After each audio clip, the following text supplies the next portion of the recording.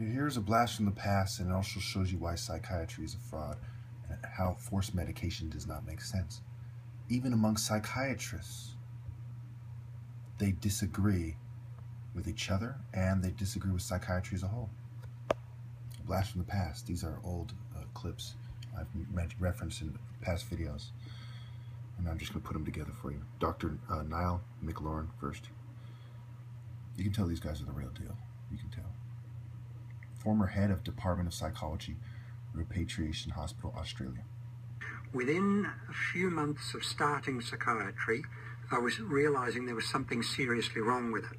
It was immediately obvious to me that the psychiatrists were making claims that they couldn't have made, that they were making claims which simply were not justified in biology.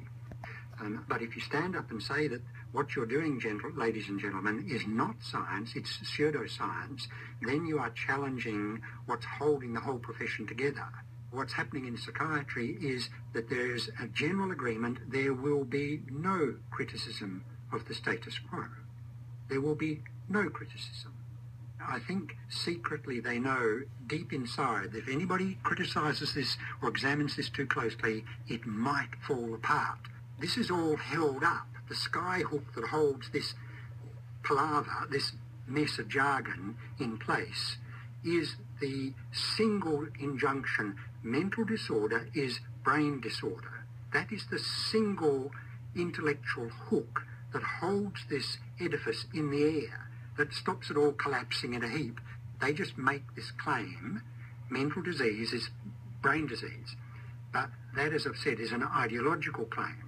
People are being told, you have a chemical imbalance of the brain which is genetically determined, and you've got it for life, and there's nothing you can do about it, and you will forever be limited and restricted, and you must take these tablets, which will dampen your creativity, your sensitivity, your awareness, they will damage your sexuality. You've got to do this because you're sick, and we can see it, but you can't.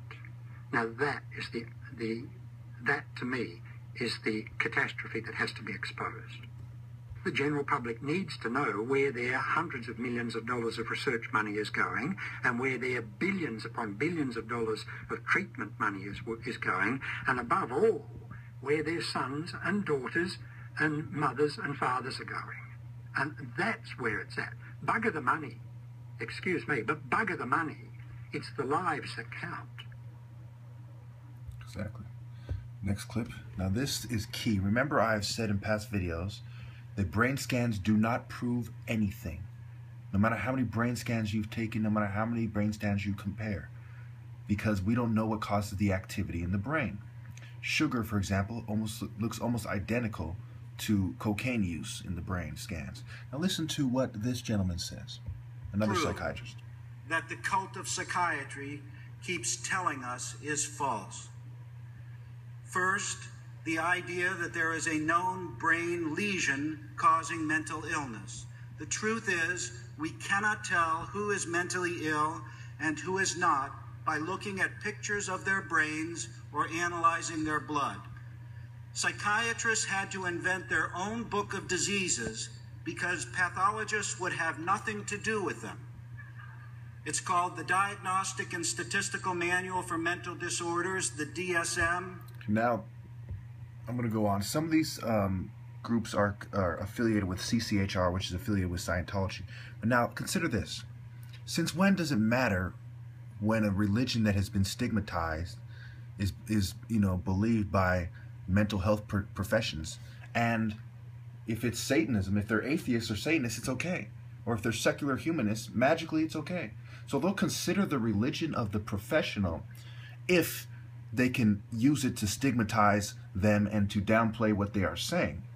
But they will not apply the same standard to themselves, a double standard. Nor will they consider the deeper implication of the attack on Christianity by psychiatry, which is disproportionately non-Christian, as far as who the psychiatrists are and what they believe, and what mental health in general believes. That's why there is no Christian perspective of psychology. Moving on. At least not taught in schools, if there is one. It's by a chosen few, right? Anyway. The first major manufacturers and distributors of LSD in North America were not some sort of beatniks or people from Colombia or some shady criminals. The major manufacturer was Eli Lilly Company. He's a psychiatrist. Who's the current manufacturer of Prozac. In 1953, they got a contract from the CIA, a $400,000 contract, to provide a secure North American supply of LSD for mind control experiments. LSD was first used by psychiatrists and by CIA officers themselves, personally. Then they started using it in mind control experiments for brainwashing and interrogation. And then from there it spilled out into the general culture. This wasn't just a few rogue mad scientists in a basement somewhere. This was the leading chairman of departments of psychiatry at the major medical schools, grandfathers of 20th century psychiatry, editors of leading academic journals. One of the most amazing things I found out about is brain electrode implants. I found dozens and dozens of articles from UCLA, Tulane, Yale, and Harvard primarily, where a neurosurgeon at Yale, for instance, is writing in the mainstream medical literature about implanting electrodes in cats and in monkeys, and then controlling their behavior with a remote transmitter, and then doing exactly the same in children as young as 11 years old.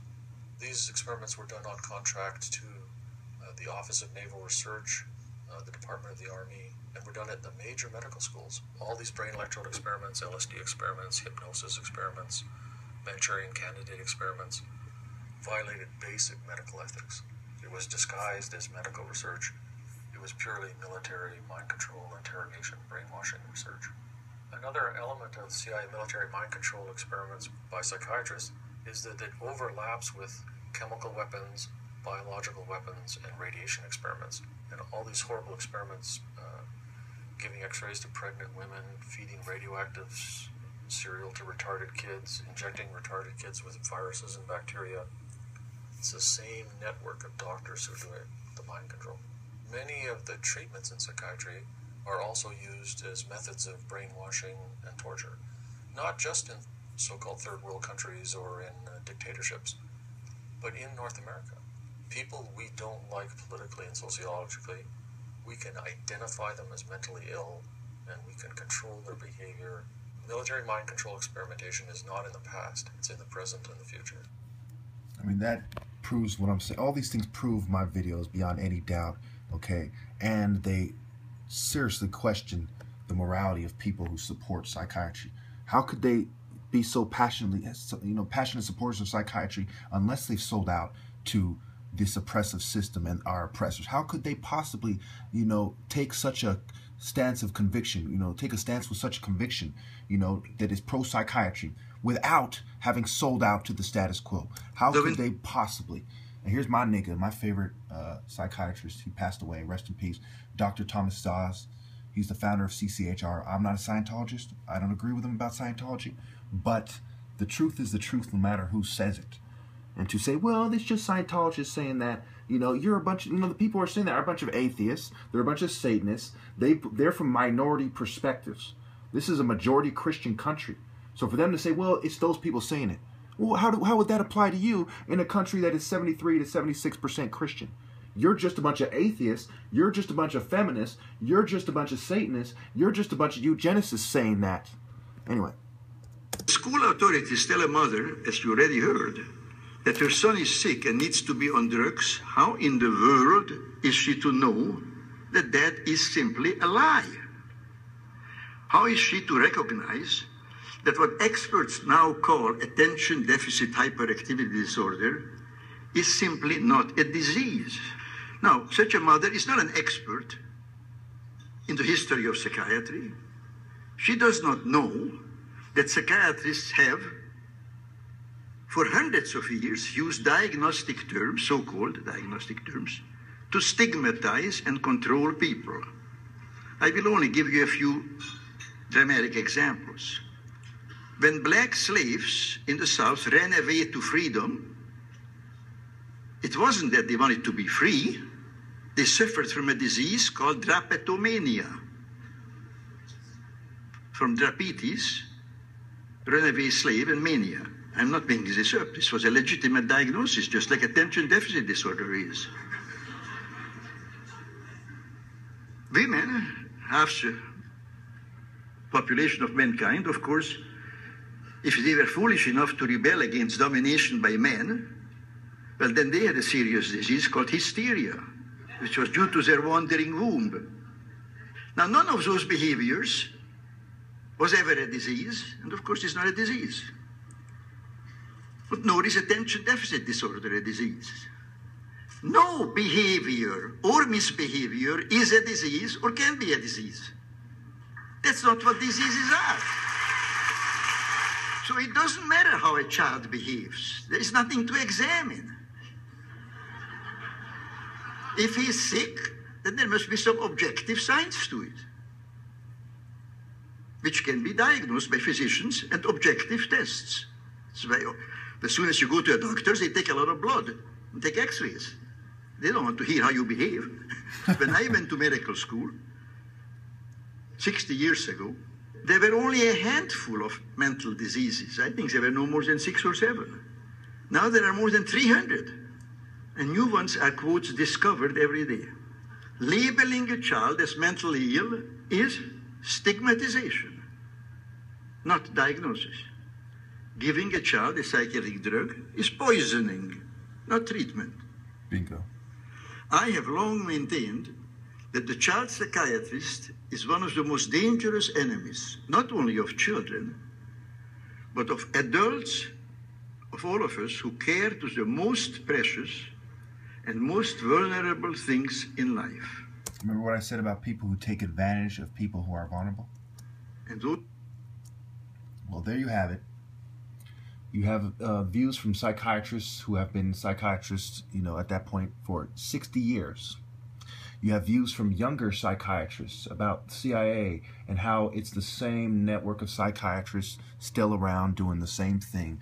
The main question you should all ask yourself, why did they stop? Did they stop making weapons? Did they stop propaganda? Did they stop recruiting people in the army? Did they stop training soldiers? Why would they stop any forms of warfare? They have shown no signs of stopping.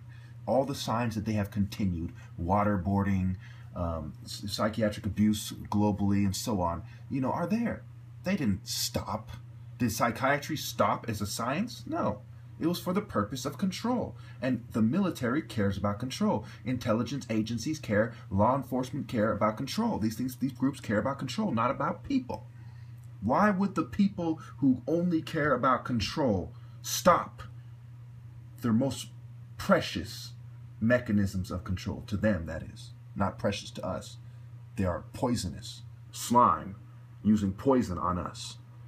Thank you.